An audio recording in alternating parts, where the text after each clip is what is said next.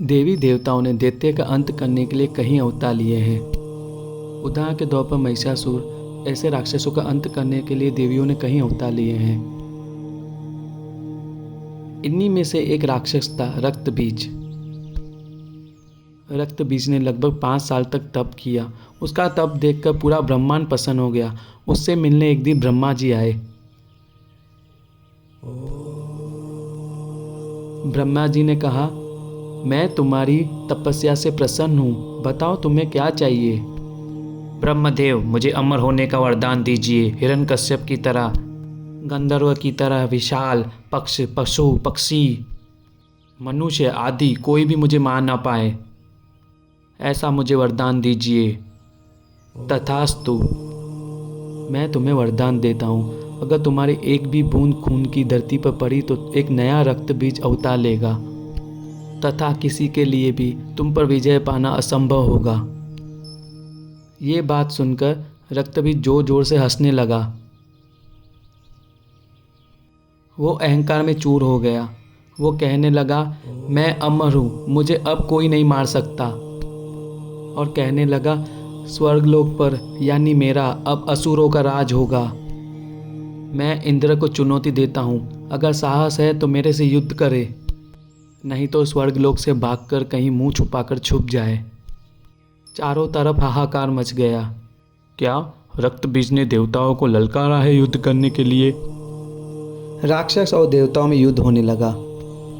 वरदान के कारण रक्तबीज और भी शक्तिशाली हो गया था। ये सब देखकर इंद्रदेव घबरा गए। ब्रह्मा जी के वरदान स्वरूप रक्तबीज का संहार किसी पुरुष के हाथों नहीं हो सकता। उसका वध केवल एक स्त्री कर सकती है। आपको भगवती दुर्गा की स्थिति करनी चाहिए। उन्होंने अनेक राक्षसों का वध किया है। आप उचित कह रहे हैं नारायण जी, हम सब देवी दुर्गा की स्तुति करते हैं। ये संकट से वही हमें पार लगा सकती है। सभी देवता देवी दुर्गा का ध्यान करते हैं, तभी देवी दुर्गा वहाँ पे प्रकट होती है। देवी भगवती, ये रक्तबीज राक्षस से आप ही हमें मुक्ति दिला सकते हैं। आप सब निश्चित रहिए, रक्तबीज राक्षस का श्रृंगार जरूर होगा, उसे पापों का दंड अवश्य मिलेगा। ये कहकर माँ दुर्गा ने रक्तबीज को युद्ध के लिए ललकारा। तू एक स्त्री मुझे युद्ध के लिए ललकार रही है? तू मेरा कुछ भी बिगाड़ नहीं पाएगी। रक्तबीज, तुम्हारा विनाश अभी निश्चित है। मेरे हाथों से अब तू नहीं बच पाएगा। अच्छा, तू मेरा वध करेगी? देखता हूँ ये कैसे संभव होता है। माँ दुर्गा और रक्त के बीच युद्ध आरंभ हो जाता है। माँ दुर्गा की तलवार से रक्त बीज घायल होता तो उसकी बूंद धरती पर गिरने से और रक्त बीज जीवित हो जाते। एक रक्त बीज घायल होता तो दूसरा आ जाता। माँ दुर्गा की तलवार से रक्त बीज वापस घायल होता, उसकी बूंदें जैसे ही धरती पर गिरती वो वापस आ जाता। ये सब क्या हो रहा है? ये रक्त बीज मारा क्यों नहीं जा रहा? नारायण नारायण माते, रक्त बीज का वध करने के लिए रक्त बीज के खून को आपको पीना होगा, जैसे वो धरती पर ना गिरे। ब्रह्मा जी के वरदान के अनुसार रक्त बीज का खून धरती पर गिरने से अनेक रक्त बीज जीवित हो जाएंगे। इसका विनाश करने के लिए ऐसा सब करना होगा। अच्छा, तो ये बात है। नारायण जी, इसके लिए मुझे चंडिका को बुलाना होगा। पार्वती को माँ काली का रूप धरना होगा, जो इस दानव का विनाश कर सके। इसके लिए तो देवताओं को देवी पार्वती से विनती करनी होगी, माँ काली का अवतार लेकर ये दानव का विनाश करे। देवताओं देवी पार्वती से प्रार्थना करने लगे। देवी पार्वती वहाँ पर प्रकट हुई। देवी पार्वती, आपको काली का रूप धरना होगा, ताकि मैं जब भी ये राक्षस पर प्रहार करूं, आप इसका रक्त खप्पे लेकर आप रक्त प्रहार करो। आप चिंता मत करो देवी दुर्गा, मैं ये रक्त बीज की एक भी बूंद धरती पर गिरने नहीं दूंगी। ये कहकर माँ पार्वती ने काली का रूप ले लिया। ये रूप देखकर दानव तो क्या, देवता भी कांपने लगे। काली ने रक्त बीज का खून पीना शुरू कर दिया, जैसे उसकी बूंद धरती पर ना गिरे। माँ काली ने अपना मुंह विकराल कर लिया। उन्होंने कई राक्षसों को निगल लिया।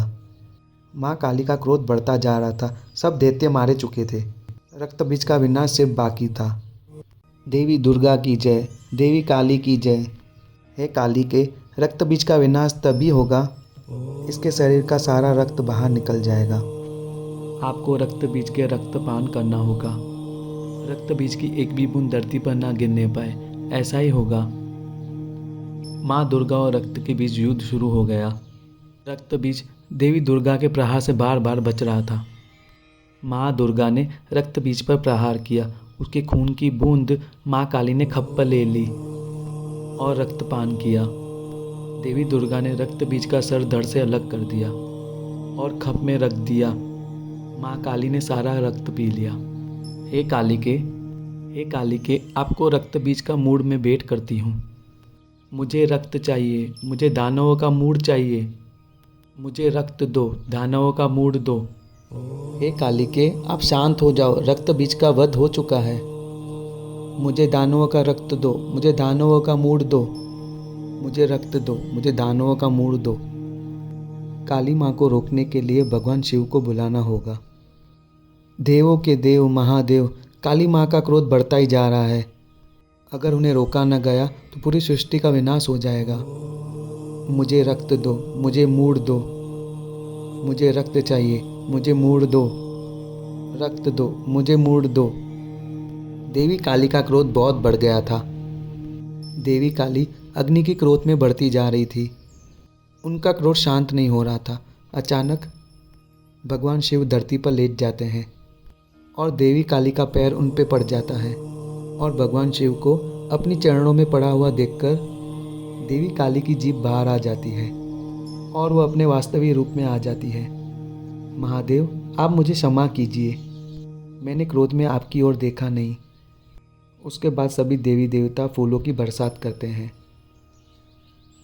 अगर आपको वीडियो अच्छा लगा हो तो प्लीज़ लाइक सब्सक्राइब ज़रूर करें।